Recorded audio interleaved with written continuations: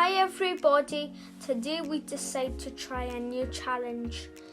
I love making paper aeroplanes and I wanted to see how small I could make one by hand. The world record for a paper airplane is by Todi Jasper of the Philippines. It was 1.1 millimeters. That's really small. It's about the size of a noodle finger.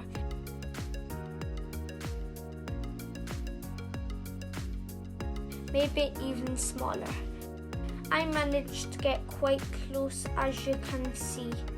Even better, Noodles can wear it as a hat. Go Noodles! Thanks for watching our channel.